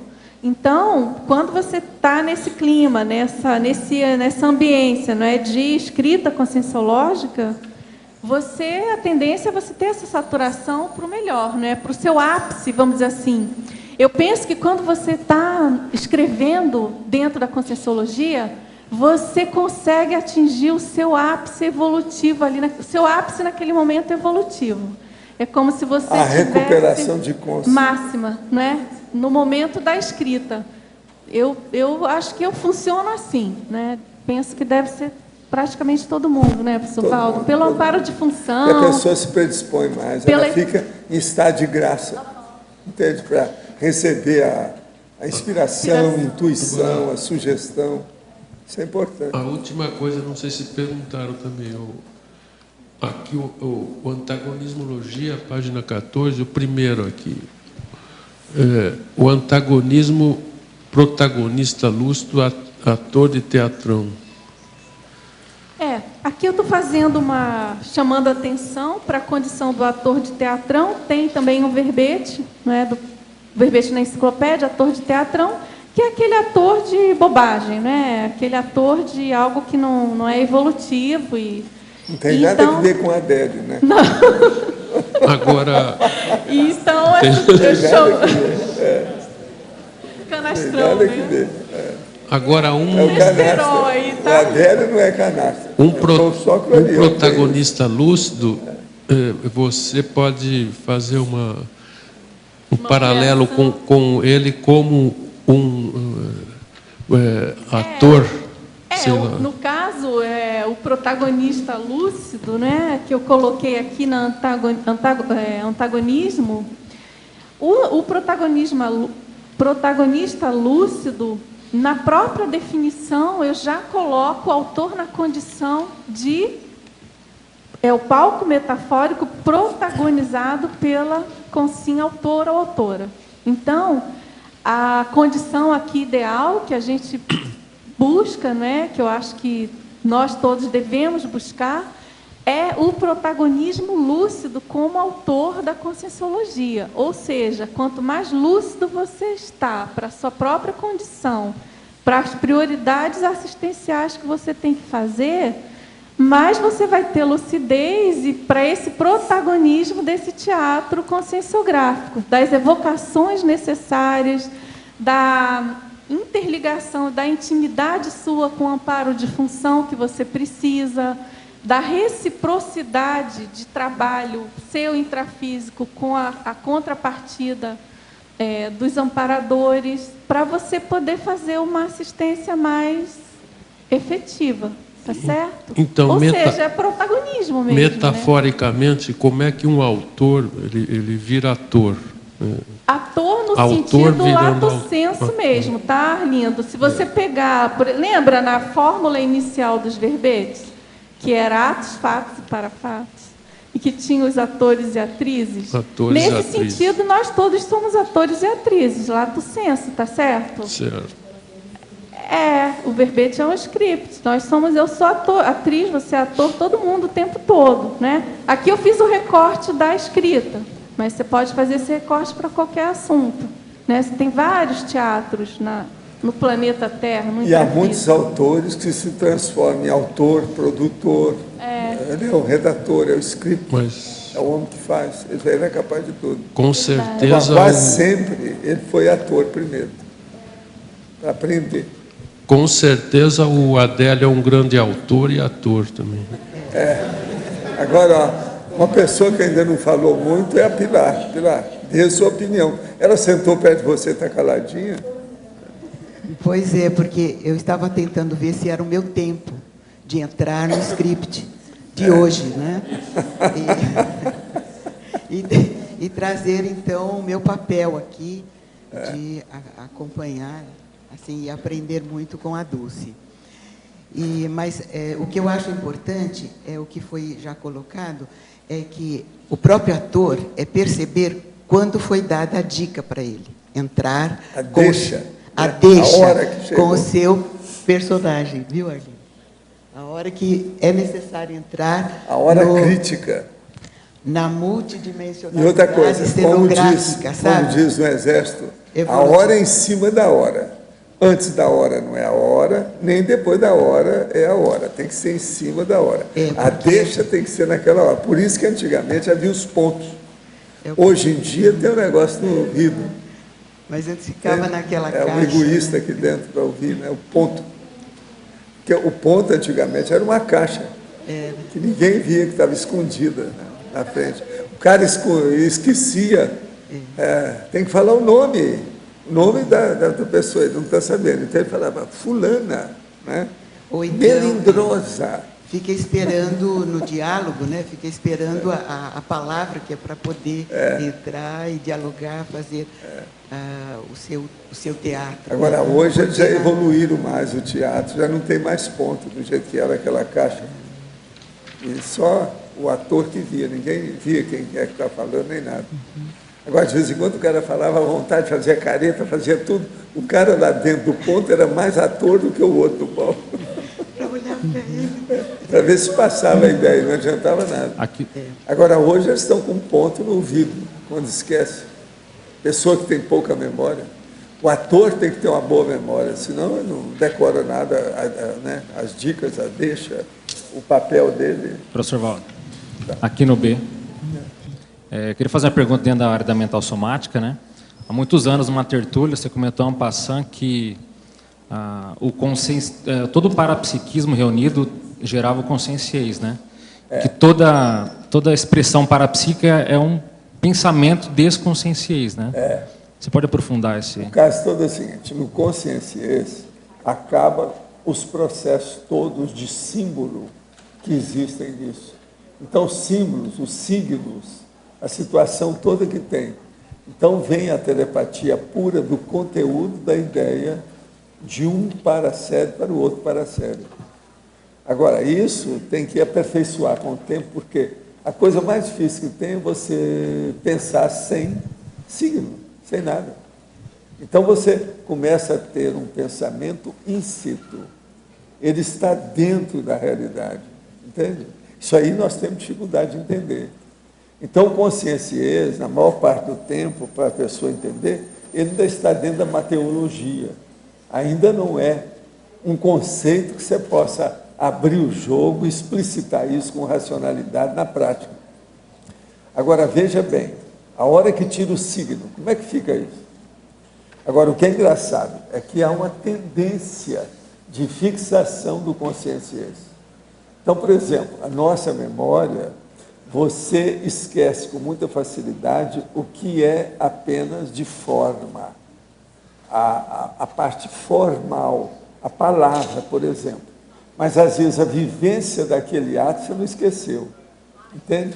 Você, às vezes, lembra o que é, mas não lembra qual a palavra que compõe, que significa aquele ato. Outra hora, você vê uma pessoa, você lembra dela, sabe tudo. Lembra até do temperamento dela, detalhes do temperamento, da personalidade, mas não lembra do nome. Entendeu? Isso, então, mostra que nós temos, a nossa tendência é essa. Você esquece primeiro da coisa superficial que não mexeu com você.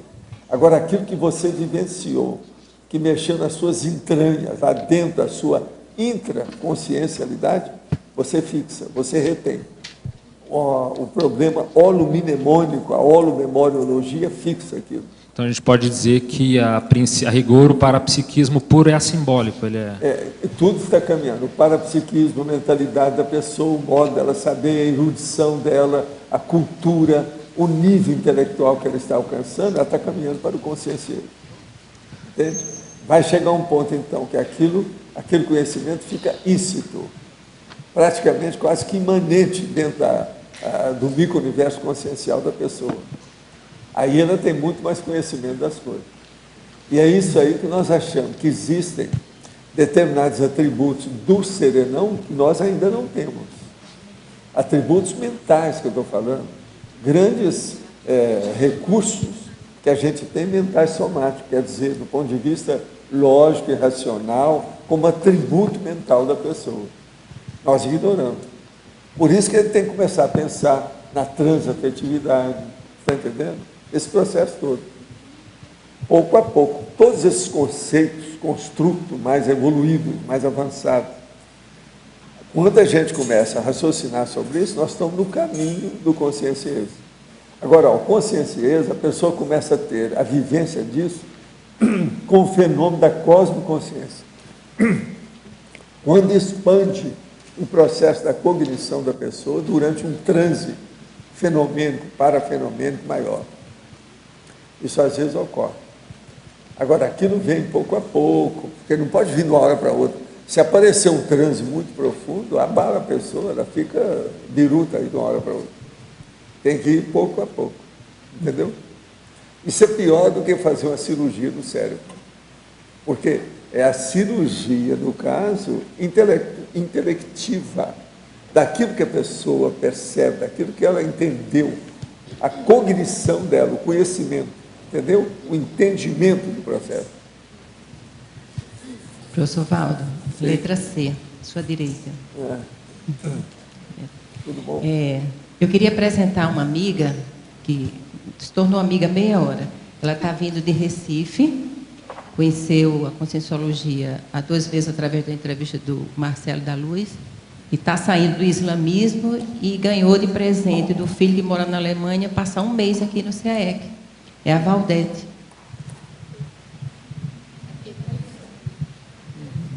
Boa tarde. Pronto, eu estou aqui, vou passar 21 dias. O meu filho me proporcionou 21 dias aqui no CIEC para fazer alguns cursos. Como ela falou, eu estou saindo do islamismo há uns 2 meses. Comecei me desligando, eu também assisti muitas tertúlias, assim, pela internet. Seria bom você conversar com a Sheila, se ela aparecer por aí. Está no Paraguai. Ela está no Paraguai hoje. E estou por aqui, hoje já fiz um laboratório. Seria bom você conversar com aquela menina ali, ó, chama Rosa Nader, a professora. Ok. E estou por aqui até o dia 29. Você vai fazer algum curso da PEC? Aqui eu vou fazer o intermissivista e a complementário, por enquanto, né?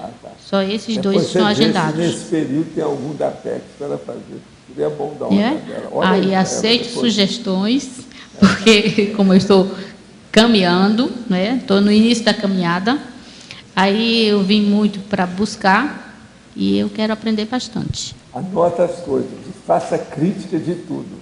Ok. O nosso princípio é da descrenciologia. Não creia em ninguém, não acredite em nada, nem no que estiver escrito naquilo que falarem. Faça a sua experiência para você tirar a sua dedução. Ok. Entende? Sua conclusão.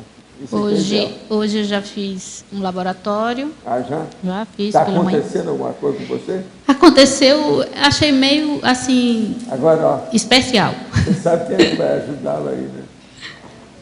O Tuareg. O Tuareg está aí. Ele está trabalhando nesse sentido. Quer dizer, esse caso dela deve ser mais um. Aqui, ó, deve ser mais um que está aparecendo. Lembra que eu avisei que iam aparecer algumas pessoas? Eu já avisei. A gente já estava esperando você. Com certeza. Não estou aqui por acaso. Né? Não estou aqui por acaso. E fiz o... Agora, é uma pena que ela não estava. Ela não viu o que a gente falou. Esses dias todos nós estamos falando disso. Falei. Ah, você viu pela televisão? Ah, então tá. Então você viu. Eu encontrei ela no hora do almoço, sentei ao lado dela. A gente começou a conversar, disse, eu sou de Recife. E o Tuareg apareceu, nós avisamos tudo aí, ó. Vem gente aí, islâmica, árabe, muçulmano. Eu falei tudo aqui. Foi. Meu filho acertou tudo de lá da Alemanha, né? Que ele está fazendo mestrado lá. E conheceu a Conscienciologia, eu acredito, um ano e meio mais ou menos. E então ele começou me passando vídeos e eu conheço um monte de pessoas aqui através das tertúlias. Conheço ela, né, o senhor. Agora, por nome, eu não conheço muita gente, né, mas de fisionomia eu conheço bastante. E eu assisti várias entrevistas e assisti tertúlias, os verbetes, assim, eu assisti. A casa é sua. Vamos trabalhar. Obrigada. Você tem 3 semanas. Obrigada. Professor, aqui meu filho é Jim Jones. O meu filho é Jim Jones e ele... Professor, aqui. Ele está fazendo. Aqui. Onde que é? Aqui. Eu queria saber como é que ocorre o processo de ressoma, quando que ocorre e como ocorre. De ressoma? Isso. O caso é o seguinte, tem as consciex, a partir do evoluciólogo, que orientam determinados processos. Quanto mais avançada seja a consciência, ou quanto mais sério seja a vida que ela vai ter, mais eles trabalham os detalhes da vida da pessoa. Agora, quando o negócio é de cambulhada de qualquer maneira, que a pessoa tem muita besteira que ela já fez, vem de qualquer maneira igual bicho. Mas então durante renasce sem muito estudo, muito planejamento, sem nada. Durante a gravidez da mulher, quando ocorre a ressoma, que a consciência entra no soma dela? A ressoma se dá a partir do processo do espermatozoide com o óvulo. A hora que junta é que o negócio começa. Desencadeia através disso. Agora, a pessoa lá, a consciex, ela se junta. Quanto menos evoluída ela seja, mais inconsciente ela fica. Então, esse período é como se ela entrasse no estado de coma. Você tem uma ideia? Entende? A maioria é assim. Agora, por exemplo, se é um serenão, ele já sabe tudo, ele já ajuda a mãe, ajuda o pai, ajuda o ambiente, ele tem lucidez, ele não perde a lucidez. Ele sabe tudo daquilo. Você Está entendendo? Mas esse é o serenão. Tem que ver como é que é. Vamos estudar, é por aí.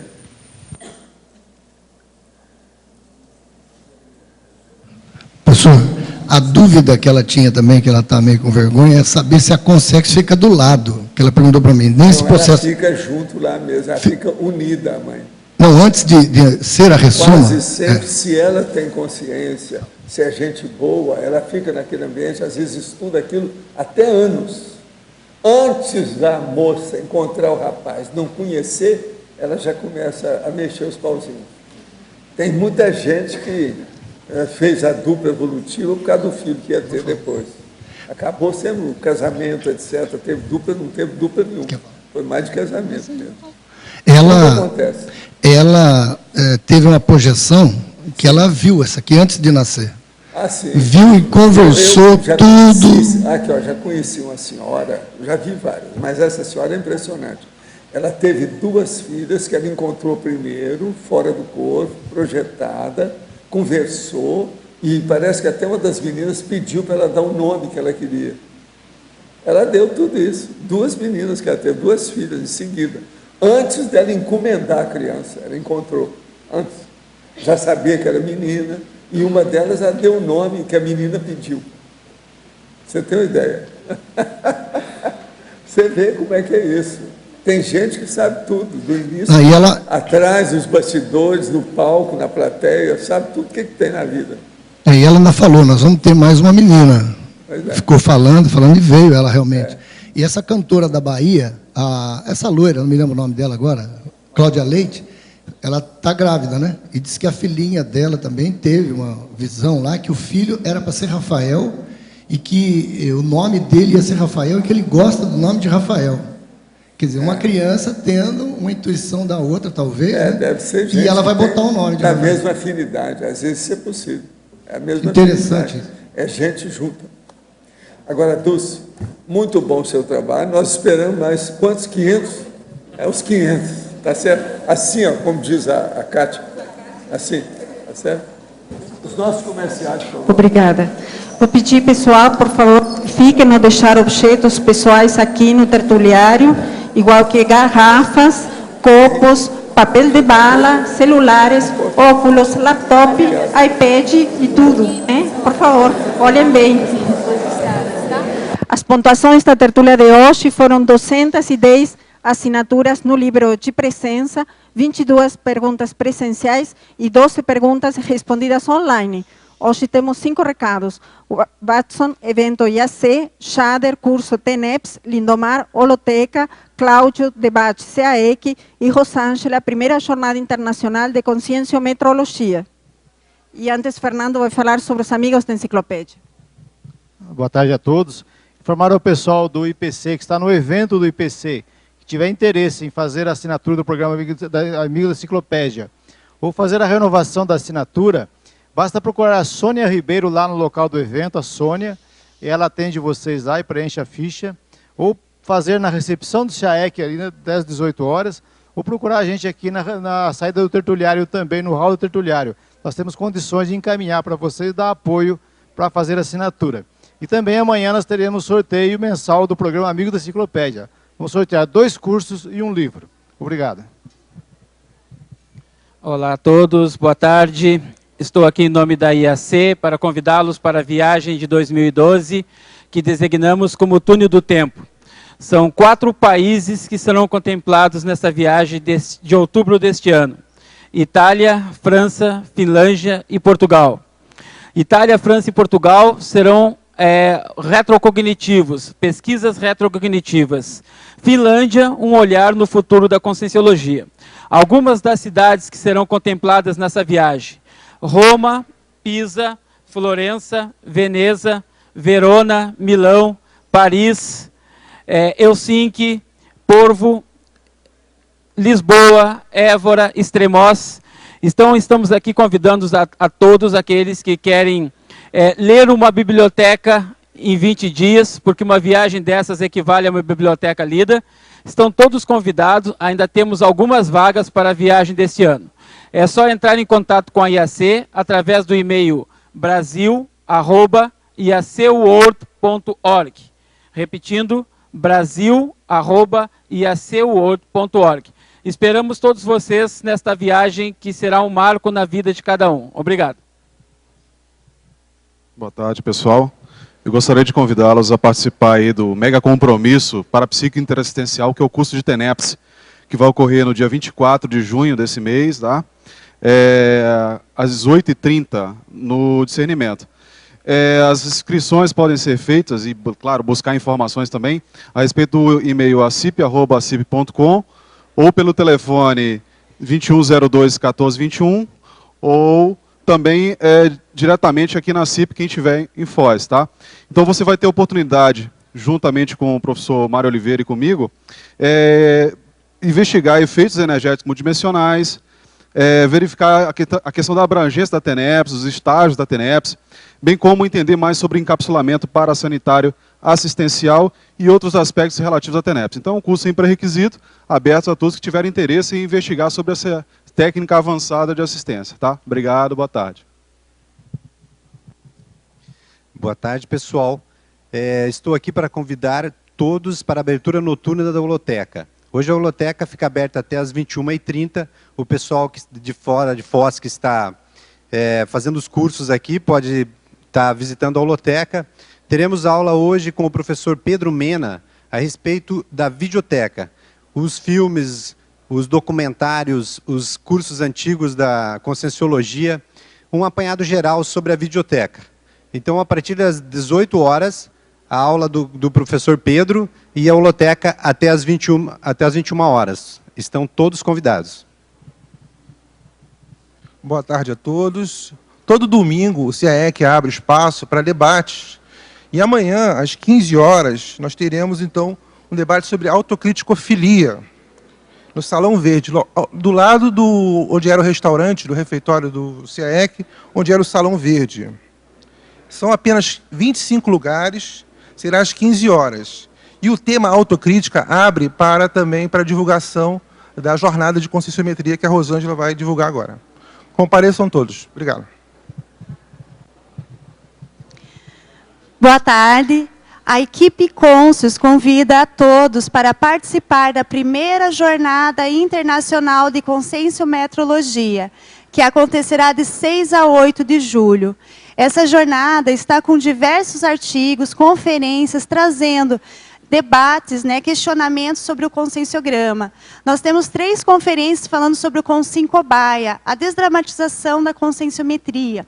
Esse ambiente de interconfiança que a conscienciometria está proporcionando para todos os intermissivistas.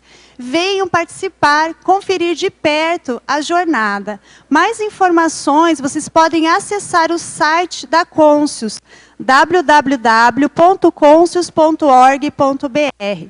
E também pelo telefone DDD 45 3525 2652, que é do CAEC, para informações e inscrições.